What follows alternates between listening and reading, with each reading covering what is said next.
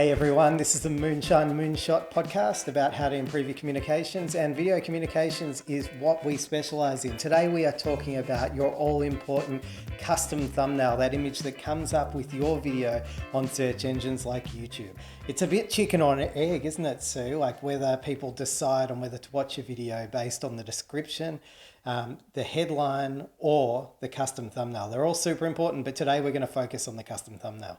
And why is the custom thumbnail so important? Because, well, think about it. It's what's going to grab your eye, get your attention, and have you going, oh, do I want to watch this? So really important to have a thumbnail that's really going to stand out and get people wanting to click through to your video. Okay, so our best practice tips on how to do custom thumbnails for your YouTube videos is to really think about that imagery to start off with. How do you catch the story of your video or short film in a single image? This would be called the hero image in filmmaking, and it's something that filmmakers obsess about. That first image that you see in a film is often so loaded up with, metaphorical, good stuff that we've really got to make the most of that opportunity to cut through with a single image. So take the time to think about, how do I summarize the content of this video in a single image and use that as your custom thumbnail?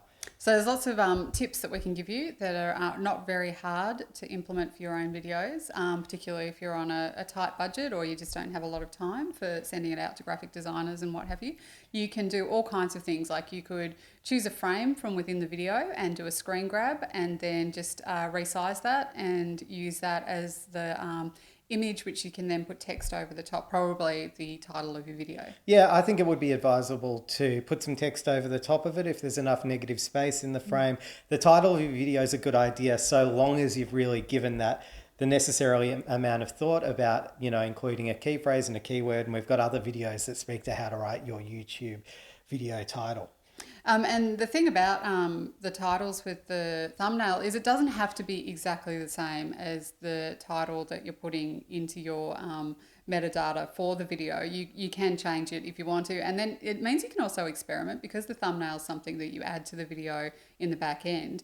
You can swap it out. If it's not working, you can change it. So you don't have this limitation of you've done it once, uploaded it, and you're stuck with it. You can keep iterating on it and find something that works really well. So why is this so important? It's because we're visual animals and our eyes just gravitate straight to that image when we see it getting served up on YouTube or on the Google search platform. So this is the best practice recommendation of YouTube, to take the time to make a custom thumbnail. On some platforms, not YouTube, but other platforms, you can actually scroll through your video and pick a frame from that.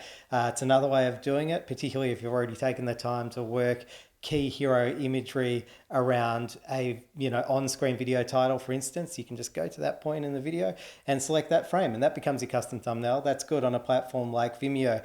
You're not going to be able to do that on YouTube. It doesn't offer that functionality, but what you can do is simply play your video back, stop it on that frame, and take a screen grab and then upload that.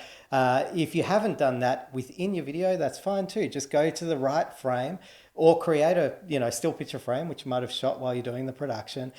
Make sure it's got enough negative space to include a title. You can use some software like Canva to layer that in and make it look, consistent with your branding. Color code it if you need to, if it's part of a playlist.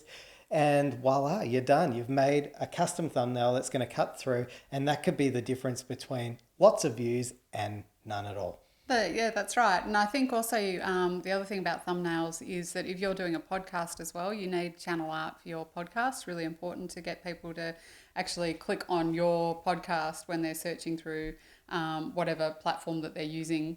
And so you've got to be careful as well with that. You've got to make sure that the sizes are right for the right platforms. And that's why it's really good using some of the online programs that are available, because they can resize your images depending on where you're putting it. All right. Well, I hope you found that helpful today, guys, about how to create a custom thumbnail for maximum impact. Okay, we'll see you next time. Let us know if there's anything else you wanted details on. Happy to tell you more. Just leave us a note in comments. Okay, and if you enjoyed this content, subscribe to the channel so you can see more of it in your inbox. See ya.